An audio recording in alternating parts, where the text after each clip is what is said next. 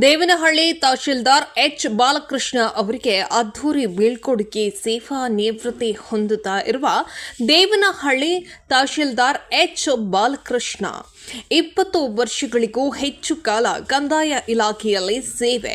ಈಗ ದೇವನಹಳ್ಳಿ ತಾಲೂಕಿನ ತಹಶೀಲ್ದಾರ್ ಮತ್ತು ದಂಡಾಧಿಕಾರಿಯಾಗಿ ಸೇವಾ ನಿವೃತ್ತಿ ಎಚ್ ಬಾಲಕೃಷ್ಣ ಅವರಿಗೆ ತಾಲೂಕಿನ ಜನತೆಯಿಂದ ಅದ್ಧೂರಿ ಬೀಳ್ಕೊಡುಗೆ.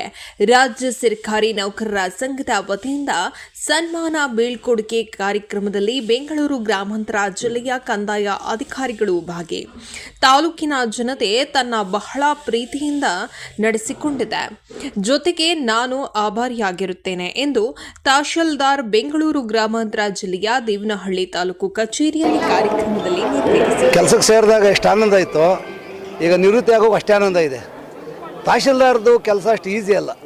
ತುಂಬ ಒತ್ತಡಗಳು, ತುಂಬ ಆತಂಕ, ಯಾವ ಟೈಮಲ್ಲಿ ಏನಾಗುತ್ತೋ ಗೊತ್ತಾಗಲ್ಲ. ಸಾರ್ವಜನಿಕ ಜೀವನದಲ್ಲಿ ನಾವು ಒಂದು ಕೆಲಸ ಮಾಡಬೇಕು ಅಂತಂದರೆ ಬೇರೆ ಇಲಾಖೆಗಳಿಗೂ ತಹಶೀಲ್ದಾರ್ಗೂ ಭಾಳ ವ್ಯತ್ಯಾಸ ಇದೆ. ಒಬ್ಬರಿಗೆ ಏನೋ ಒಂದು ಒಳ್ಳೆ ಕೆಲಸ ಮಾಡಿ ಇನ್ನೊಬ್ಬನಿಗೆ ಅನ್ಯಾಯ ಆಗಿರ್ತದೆ. ಇದರಲ್ಲಿ ಇನ್ನೊಬ್ಬನಿಗೆ ಅನ್ಯಾಯ ಆದಾಗ ಇನ್ನೊಬ್ಬನಿಗೆ ಸಂತೋಷ ಆಗಿರ್ತದೆ. ಇದರಿಂದ ಇಷ್ಟು ದಿನ ನಾವು ನಿರಂತರವಾಗಿ ಒಂದೇ ಒಂದು ಸಣ್ಣ ಕಪ್ಪು ಚುಕ್ಕೆ ಇಲ್ದಂಗೆ ಇವತ್ತು ಆನಂದವಾಗಿ ನಿವೃತ್ತಿ ಆಗ್ತಾ ಇದ್ದೀನಿ. ಇದು ನಾನು ನಿಮ್ಮೆಲ್ಲರ ಸಹಕಾರದಿಂದ ನಾನು ಒಳ್ಳೆಯ ಕೆಲಸ ಮಾಡಿದ್ದೀನಿ ಅಂತ ನಾನು ಅಂದ್ಕೊಂಡಿದ್ದೀನಿ. ನನಗೆ ಭಾಳ ಆನಂದ ಆಗ್ತಾಯಿದೆ. ಸರ್, ಯಾರಿಗಾದರೂ ನಾನು ಮಿಸ್ ಮಾಡ್ಕೊತೀನಿ ಅಂತನಿಲ್ಲ, ಕ್ಷಮೆ ಅಂತನೇನಿಲ್ಲ. ನಾನು ಯಾರನ್ನ ಬೈದಿರ್ತೀನಲ್ಲ ಕೆಲವು ಟೈಮಲ್ಲಿ ಕೋಪ ಬಂದಾಗ ಅವ್ರನ್ನ ದಯವಿಟ್ಟು ಕ್ಷಮೆ ಕೊಡ್ತಾ ಇದ್ದೀನಿ. ಬಟ್ ನಮಗೆ ಇನ್ನೂ ಹೆಚ್ಚಿನ ನಮ್ಮ ಕಂದಾಯ ಈಗ ಏನು ಹೊಸದಾಗಿ ಆಯ್ಕೆಯಾಗಿ ಬರ್ತಕ್ಕಂಥ ತಹಶೀಲ್ದಾರ್ಗಳಿರ್ಬೋದು, ನಮ್ಮ ಸಿಬ್ಬಂದಿ ವರ್ಗ ಇರ್ಬೋದು, ನಗ್ನಾಕೊಂಡು ಕೆಲಸ ಮಾಡಿಕೊಟ್ಬಿಟ್ರೆ ಬಡಬಗ್ರದ್ದು ಶ್ರೀಮಂತರು ಯಾಗೋ ಮಾಡಿಸ್ಕೊತಾರೆ. ಆ ಒಂದು ಬಡಬಗ್ರ ಸೇವೆ ನಾನು ಏನು ಬೆಳಗ್ಗೆ 8:30 9 ಗಂಟೆಗೆ ಬಂದು 11 ಗಂಟೆವರೆಗೂ ಜನಗಳದೇ ಒಂದು ಕೆಲಸ ಮಾಡ್ತಾಯಿದ್ದೆ. ಅದನ್ನು ಮುಂದುವರ್ಸ್ಕೊಂಡು ಹೋಗಲಿ ಅನ್ನೋದೊಂದು ನನ್ನ ಆಸೆ. ಈಗ ನೋಡಿ, ಇಷ್ಟು ಅಭಿಮಾನ ನೀವು ನೋಡಿದ್ರಿ, ನೂರಾರು ಜನ ಬಂದು ನನಗೆ ಒಂದು ಸನ್ಮಾನ ಮಾಡಿಬಿಟ್ಟು ಹೋದ್ರು. ಒಳಗಡೆ ಪ್ರೀತಿಯಿಂದ ಇದ್ದು ಇದಕ್ಕೆ ಬೆಲೆ ಕಟ್ಟೋಕ್ಕಾಗಲ್ಲ. ಆ ಒಂದು ಇದರಿಂದ ಎಲ್ಲರಿಗೂ ಧನ್ಯವಾದಗಳನ್ನ ಅರ್ಪಿಸ್ತೀನಿ. ನನ್ನಿಂದ ಯಾರಿಗಾನ ನೋವಾಗಿದ್ದರೆ ಅವ್ರಿಗೆ ಕ್ಷಮಾಪಣೆಯನ್ನು ಕೋರ್ತಾ ಇದ್ದೀನಿ.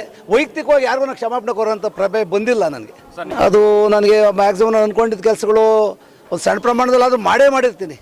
ಇದು ಕಂಪ್ಲೀಟ್ ಆಗಿಲ್ಲ ಅನ್ನೋದು ಯಾವುದೂ ಇಲ್ಲ ಅಂತ ನಾನು ಅಂದ್ಕೊಂಡಿದ್ದೀನಿ. ನಾನೀಗ ಆಶ್ರಯ ಇರ್ಬೋದು, ಈಗ ಸ್ಮಶಾನಗಳಿರ್ಬೋದು, ಇಲ್ಲ ಯಾವುದನ್ನ ಬಡಬಗ್ಗರ ಜಮೀನುಗಳಿರ್ಬೋದು, ಆಶ್ರಯ 94 CC ಅಥವಾ ಯಾವುದೇ ಇರ್ಬೋದು, ಇಡೀ ರಾಜ್ಯದಲ್ಲೇ ಟಾಪಲ್ಲಿ ಬಂದಿದ್ದೀನಿ ಅಂದರೆ ಪೋಡಿ ಮುಕ್ತ ಇದರಲ್ಲಿ.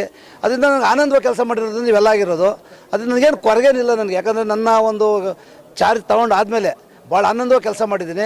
ಹಲವಾರು ಒತ್ತಡಗಳು ಬಂದು ನನಗೆ. ಪೊಲೀಸ್ ಇದು ಯಾವುದೋ ಈ ಹೈಕೋರ್ಟ್ ಇರ್ಬೋದು, ಲೋಕಾಯುಕ್ತ ಇರ್ಬೋದು, LGC ಕೋರ್ಟ್ ಇರ್ಬೋದು, ಮಾಹಿತಿ ಆಯೋಗ ಇರ್ಬೋದು, ಮತ್ತು ಮೀಟಿಂಗ್ಗಳಿರ್ಬೋದು, ಕೆಲಸಗಳಾಗಂಥ ಒತ್ತಡಗಳು, ಸಿಕ್ಕಾಪಟ್ಟೆ ಒತ್ತಡಗಳು, ಅವೆಲ್ಲ ನಿಭಾಯಿಸಿ ಇವತ್ತು ಒಂದು ಈಕ್ವಲ್ ತಂದಿದ್ದೀನಿ ಒಂದು ನಮ್ಮ ಕಚೇರಿನ ಅಂತಂದರೆ.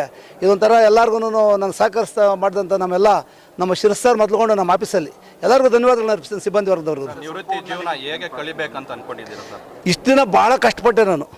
ಕಷ್ಟ ಅಂದರೆ ಬೆಳಗ್ಗೆ ನೋಡಿ, ನೀವು ನೋಡ್ತಾ ಇರ್ತೀರಿ, ಇಲ್ಲಿ 8:30 ನಾನು ಆಫೀಸ್ ಬರ್ತಾಯಿದ್ದೆ.